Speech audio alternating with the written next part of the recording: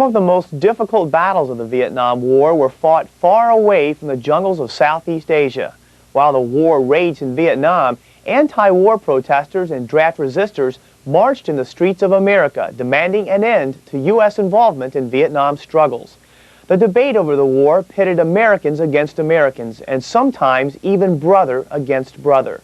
Brian Tochi reports in Part 3 of this week's series.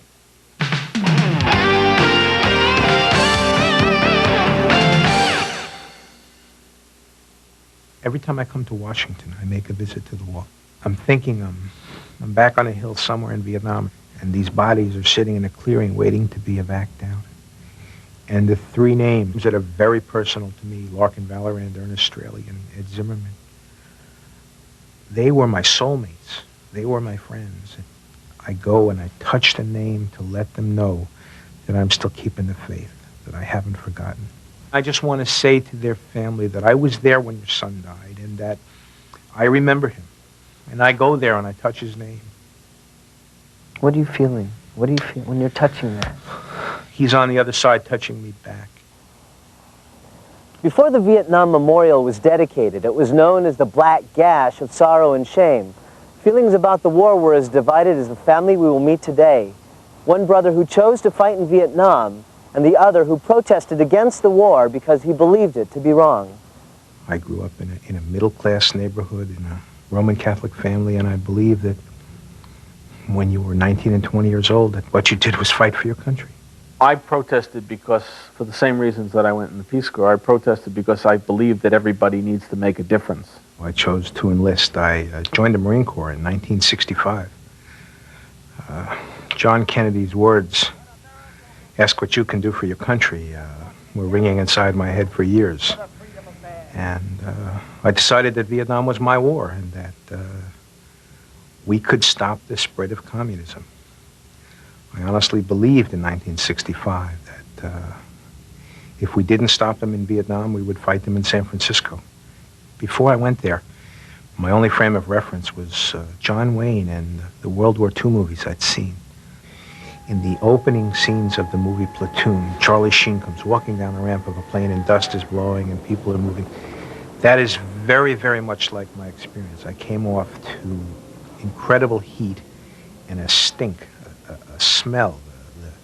The country just had this pungent kind of odor and like a kind of sour burning wood.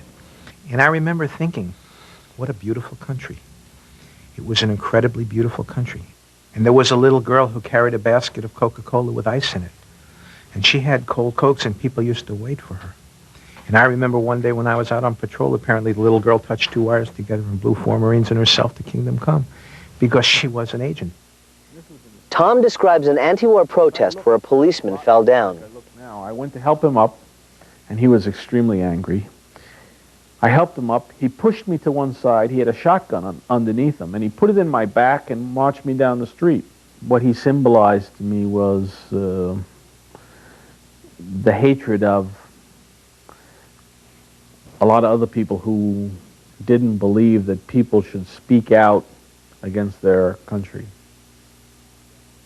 These days, John and Tom Catterson look at Vietnam through similar eyes. In just a minute, Brian Tochi will be back with the story of how the brothers became reconciled. It's always the old. Okay, it's pop quiz time. Which U.S. president pardoned thousands of Vietnam War draft resistors? With a saber and a gun. Gillette announces a razor that can sense the individual needs of your face. Gillette, the best a man can get. Introducing the extraordinary Gillette Sensor Shaving System. Sensor blades are mounted on responsive springs to continuously sense and adjust to your face for the best shave a man can get. Closer, smoother, safer. New Gillette Sensor. Gillette, the best a man can get. Just a cheetah here, scouting out the Cheetos delivery route. Man, those other cheese puffs ain't nothing but fluff To this Cheetos buff. I'm the polka dot pursuiter on my bad motor scooter. After the one and only Cheeto! It's not easy being cheesy. Cheetos, the cheese that goes crunch.